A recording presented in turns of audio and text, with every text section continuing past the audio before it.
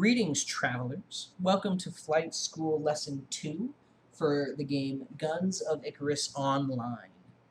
Today's lesson is going to be about the engineer. What we're going to do is we'll look at a quick little description of the tools and the equipment loadouts for engineers, and then we will go ahead and give a look at the engineering clock in-game. We'll talk about buffing, and then we'll spend a little bit of time talking about stamina use for the engineering class. To begin with, we'll go ahead and pick up with the engineer customization page. So as an engineer, your job is to fix components on the ship.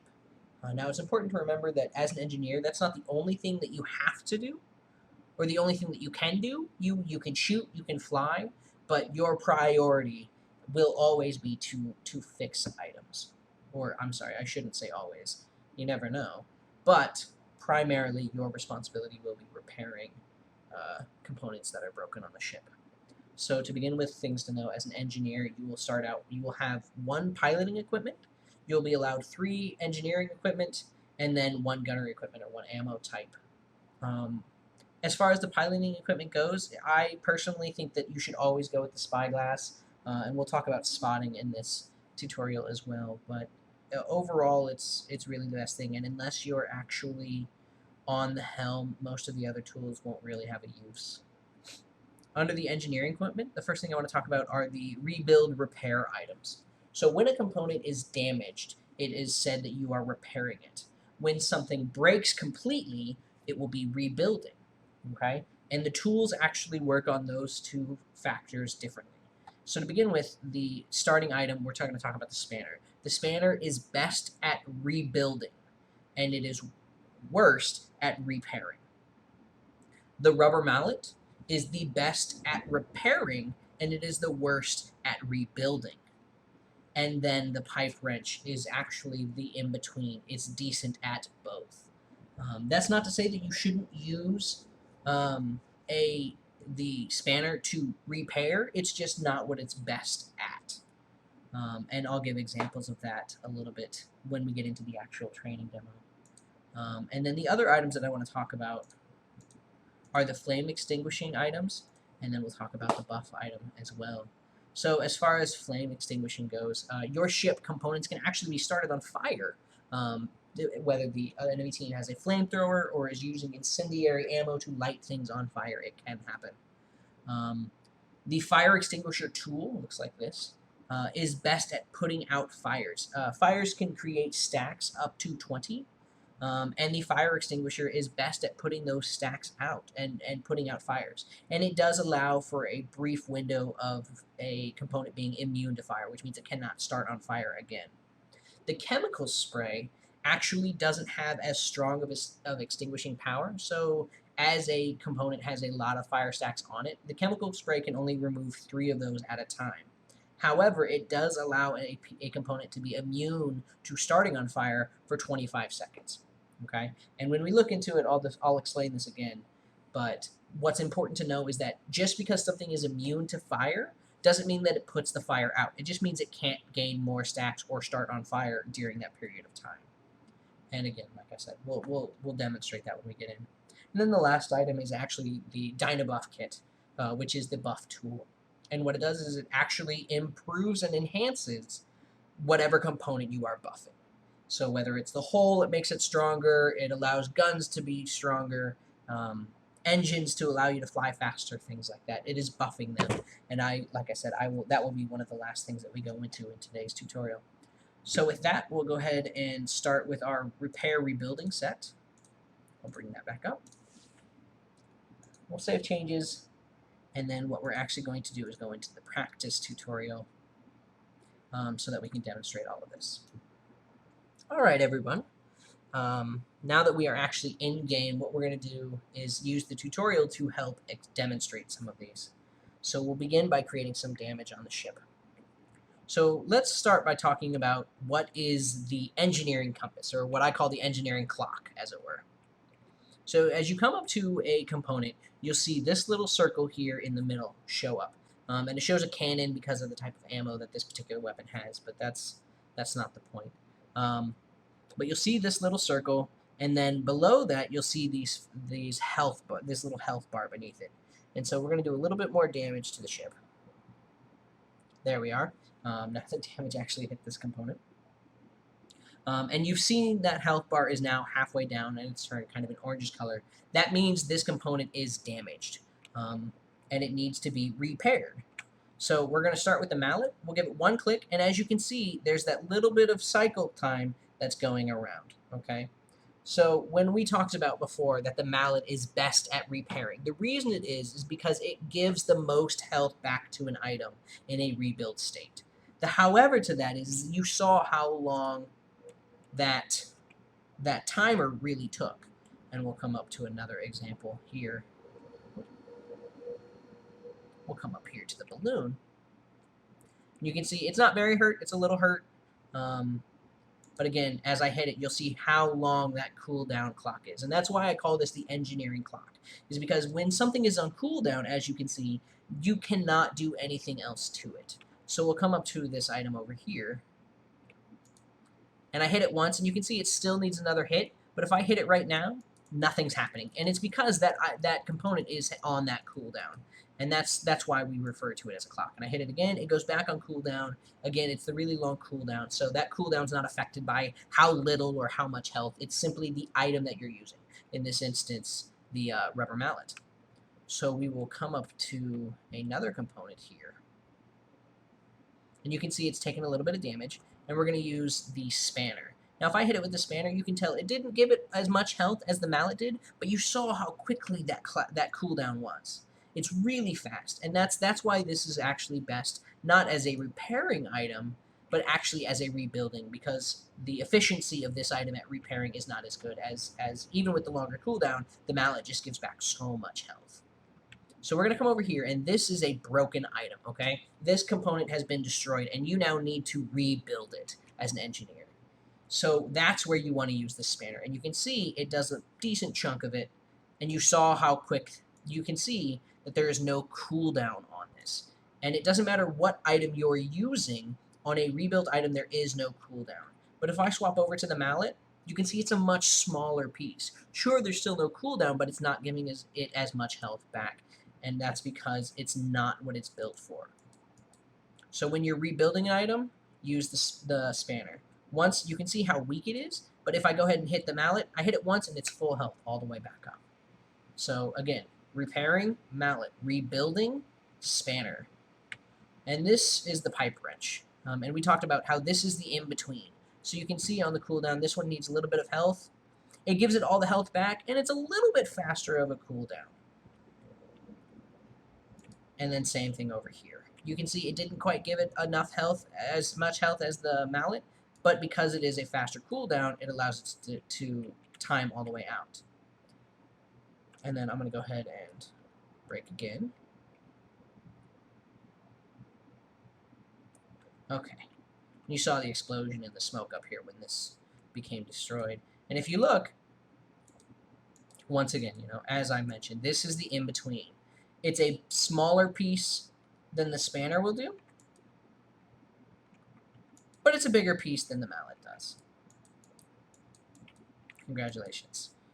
I should have known you knew what in-between was, but just for the sake.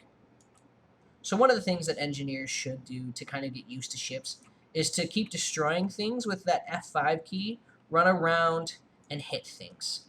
And get used to hitting multiple things, to repairing multiple things. Okay? Now, this is what you might start getting used to, is this kind of relay as you run around and do these repairing cycles. And you'll notice that when something's on cooldown, I'm not waiting for that at all. I'm leaving the component to go do other things. Because as I mentioned, when it's on cooldown, I can't do anything else to it. So, if you have multiple things, especially in an instance where the components are close, so let's do some damage here. There we go, I broke some items. We'll do that. We'll do it like this. If I hit that, okay, great. That's going to start repairing, and it's going to be full build. That's going to be full build. So I can go ahead and move on to the next thing while it's repairing. And then when I come back to this, you can see it's at full health. I don't have to worry about it anymore.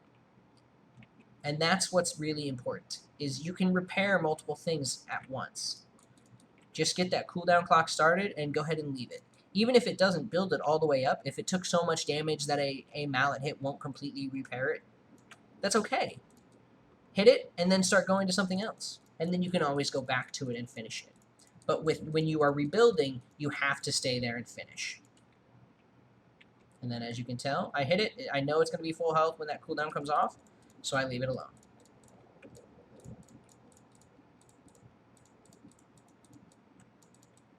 Done. Okay? So, the next thing that I want to show you is we'll go ahead and jump back into this match with the fire extinguishing tools. Alright, welcome back, guys. We're going to go through the fire extinguishing tutorial now. So what I'm going to do is I'm going to go ahead and hit F6, and things are going to be on fire. Now, I want to bring your attention to something here, and we'll look at the right side of the screen. You can see these little icons. One of them looks like a fan, one of them looks like a gun, one of them looks like a blimp. Now, what that's telling you is that a component is damaged. And if I turn to my right, that's where those items are. If I turn to my left, there they are as well. So it'll point to you which direction you need to actually be looking for these components. Some of the ships might be a little confusing your first couple times, and so those are really great indicators. You can see the bar beneath them that actually tells you how much health is on or not on them, and that's really important, so that you have some kind of gauge of what's the most damaged component that I need to get up. So I'm going to go ahead and light some things on fire again. And so you can tell based on our screen, 2 of the guns are on fire, and then the balloon is on fire, and the gun in front of us is actually on fire as well. So if I go ahead and run up here, here's what I'm going to see. You'll see it has 4 stacks. As you look at that engineering clock, you can see it flicker and change, and it changes to a 4 in the middle of the little flame. So if I go ahead and put on my... We're going to start with, with the chem spray, okay? And again, if you remember, chem spray only does 3 extinguishing power. So I do it, and you see it turns this frosty blue. That means it's immune to getting more fire damage and starting on fire for 25 seconds. But you can tell it's still on fire, and I have to wait for that cooldown to go ahead and end before I can do it again, okay? Now what I want to point out is, as you can tell, those components that were on fire, they actually burned all the way down. And you can tell they actually burned to the point of breaking. And so, unfortunately, that's going to completely destroy my ship. So as the armor just broke, and you can see down in the bottom right, that's the health bar slowly ticking away as we just lay on the ground being damaged. And slowly but surely, your ship, when that hits 0, crashes.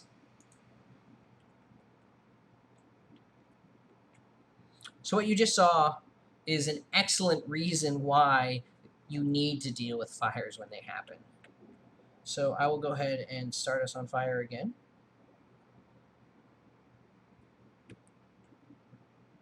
Okay, and looking at the extinguisher this time, and again, the fire extinguisher does 20 extinguishing power, the chem spray only does 3. Where the chem spray couldn't put this out in 1, the fire extinguisher does. And you can see it turn icy blue, but it doesn't last as long. So its immunity to fire doesn't keep. But as you can tell, it puts the fires completely out in 1 shot. So the big question here is, which one do you use, chem spray or fire extinguisher? And the simple answer is it depends. I'm a big fan of the fire extinguisher over the chem spray. I do that mainly because of some of the crews that I work with, they aren't as experienced, and so chem spray rotations is what they're called. So if I run around, I hit that, and I'm hitting all these items and making them immune to starting on fire for 25 seconds. And in my head, I'm slowly counting to 25. So I run down here, and let's say I immune that one, and then I run back here. This is going to wear off really soon. So I go ahead and start it again, and start this rotation all over again, so that all of these items are immune to catching on fire for that 25 seconds. These are chem spray rotations. And this is something that you have to get used to. And this is where chem spray is really great, because it really helps negate teams that are using all flamethrowers or incendiary ammo because they want to start everything on fire. Now, balancing doing this and repairing and rebuilding at the same time, I mean, yeah, that's the difficult part. And it does take time to get used to. But that's generally why I find myself using the extinguisher more often than not, because I feel like I have to repair more than not. But honestly, when the captain gives you a loadout, take what the captain's suggesting, because they have something in mind. If you're really uncomfortable with the chem spray, maybe ask about it, or talk to your captain and be like, hey, I'm kind of new. Let's talk about chem spray rotations. And, they might have some really great hints, and a lot of it's going to depend on the ship as well. Hopefully your captain is keeping an eye on the enemy team, and if they don't see a lot of flame damage coming their way, they might not care either way. And some captains won't have a preference, but it's all kind of dependent. So the next thing that I want to talk about is actually about buffing. So I'm going to have us look at the little engineering clock once again, and as I hit this, you're going to see a new bar kind of wrap around the clock, okay? And that's the buff. So as you watch that left bar, every time I hit, it's slowly ticking higher and higher and higher as I buff this component. And what happens is when it reaches all the way to the top, you see the component turns gold, and that right bar fills all the way up. And that right bar is actually the buff timer. So for the entire duration that bar slowly ticks down, and you can see it slowly emptying, as it were, it is going to be buffed. And on the hull, that means extra hull armor. What's really nice is that as it ticks down, you can tell I can actually go ahead and start building the next buff up. And then, so I build it all the way until it's really close. So it's only going to take one more hit with this buff tool, and then it will start that cycle over.